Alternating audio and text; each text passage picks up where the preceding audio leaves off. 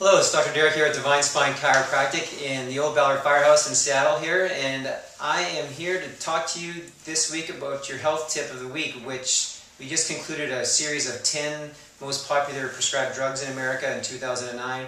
Now we're shifting gears and we're talking more about food, and then in particular, a lot of you may already know that we have a really severe obesity problem in this nation, and it's not getting any better. And so there's a group of students at the Yale University, or a group of researchers at Yale University recently did a study, and this was released back in April of this year. And what the researchers were reporting on is they believe it's hard to maintain a healthy weight. And the reason for that is because of all the additives that are being found in processed foods.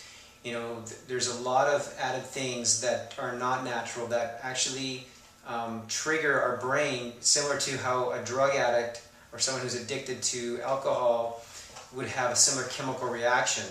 And so, you know, the kind of things that our brains are tempted by are things like sugar and salt and, you know, fat, also greasy foods. You know, just like addicts, people respond in a similar way to greasy foods. The brain has a very similar chemical reaction. So the hypothesis of the study was that if certain foods are addictive, many people, you know, may be fighting a losing battle. And so the researchers found that compulsive eating may be driven in part by enhanced expectation of a reward of eating a particular food. And so what is the brain seeking? It's seeking some type of reward.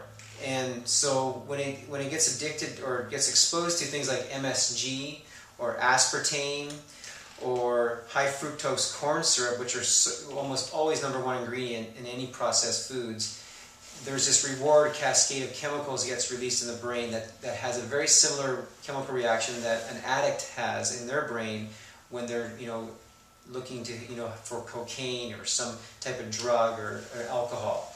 And so is it possible to lose weight? Well, it is possible to lose weight, but if you are eating all highly processed foods that have MSG or aspartame or high fructose corn syrup, it's almost impossible to lose weight because you're craving that, your brain's craving that next experience. And so we get addicted to these things, and it happens so fast. So natural foods are obviously the way to go. Natural foods and spices don't turn on that reward system in the brain, but they do satisfy the body. The body is always designed and wants to be in a state of health. It doesn't really actually want, though we think our brains tell us that we want the high processed foods, the body really doesn't want it. It doesn't do well with that. It's actually one of the reasons our nation is so unhealthy.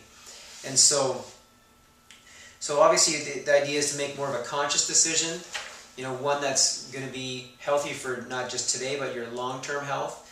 And understand that when you are making those types of choices, you're being a model for little people, your children, or maybe nieces and nephews, that this is a healthier way to be or to live, and that has a big impact on their health. But also, there's research showing now that our grandparents, so my parents to my children, their genetic code has an impact on my children's health and well-being.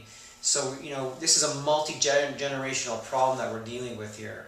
So if we take care of ourselves, then my kids will have a better chance of having a healthier immune system and overall well-being, just genetically speaking, if I'm doing a good job of taking care of myself. And so, keep that in mind. It's, think, outside of the box. Think it's bigger than yourself. That there's an impact that you're making not only on your own health, but the people who care most about you.